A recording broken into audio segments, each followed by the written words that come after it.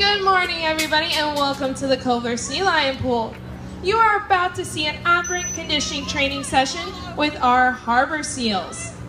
Throughout this demonstration, you will see how our animals willingly learn to participate in their own care. Now, how do we do this training? Well, there are 3 simple steps. But first, I want everyone here to imagine that they are a seal keeper for the day. And we have one job, which is to brush our seal's teeth. Well, we have 2 options the way I see it. The first one, we can jump in this chilly water, swim after them, grab a hold, and brush their teeth. Besides being cold and wet for ourselves, that would also be stressful for the animals and ourselves. So I'm a big fan of our second option, which is to simply ask them up onto land, ask them to open their mouth, and let us brush their teeth. This is what this training allows us to do. It allows our keepers to work with our animals to provide better care.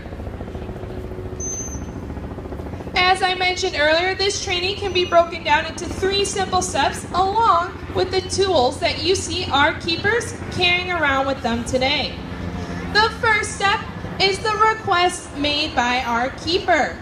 You will see our keepers doing hand signals as well as verbal cues to request a behavior from our animals. The tool that helps them do this is what we call a target. It's that clear pole with the blue and white ball on the end. Our keepers will use this target to direct the animals around the exhibit as well as teach them new behaviors. The second step to this training is the response from our seals. Now if the seal goes, I don't feel like doing that behavior today, that is completely okay. We never punish our animals here at Lincoln Park Zoo. But if they do the right behavior and they do it the correct way, you will hear our keepers blow that second tool, which is the silver whistle hanging out of their mouth. That's what we call a bridge. When the seal does the correct behavior, our keeper blows that whistle, telling our animal 3 things. First, that they can stop doing that behavior. Second, that they've done the correct behavior. And lastly, that a food reward is on the way. And that food reward is our last and final step. Now on 3, I want everyone here to shout out what they think our seals eat. 1, 2, 3. Fish. Fish. Great job. Our seals eat 4 kinds of fish here at Lincoln Park Zoo: herring, mackerel, capelin, and trout. You can see on the middle island there, our keeper is asking our seal to not only bend their head backwards, but also allow our keeper to touch their skin. This is a great way for our keepers to not only check the flexibility of our animals, but also to check their skin. Now, why not just come out here, throw our seals some fish, and call it a day? Well, the benefits of this training greatly outweigh the ease of just throwing our animals some food. The first benefit is the keeper and seal relationship. Our keepers do this training multiple times a day, every single day, so they know what's a normal and an abnormal seal behavior.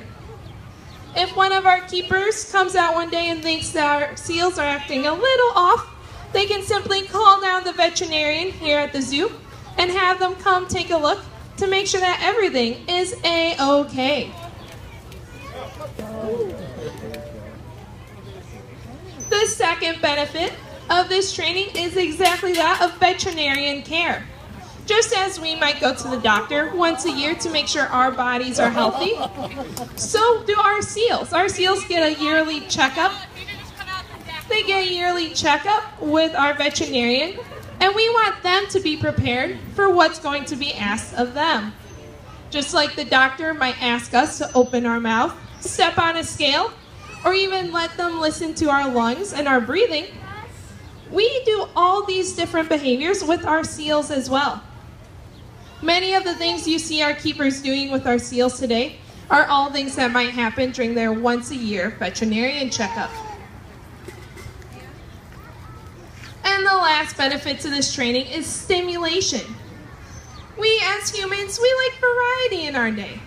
We like to go to the park, surf Facebook, or even do a crossword puzzle with our breakfast in the morning.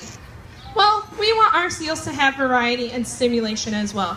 And that is exactly what this training provides them.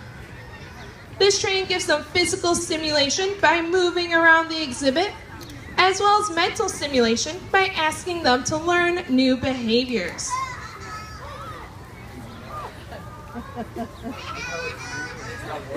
So raise your hand if you're planning on visiting Lincoln Park Zoo again this summer. Well, that's great. Next time you come, try carpool, take public transportation, or even walk. These are all great ways to cut down on gas emissions and help the harbor seals throughout the world and make our Earth a cleaner and healthier planet.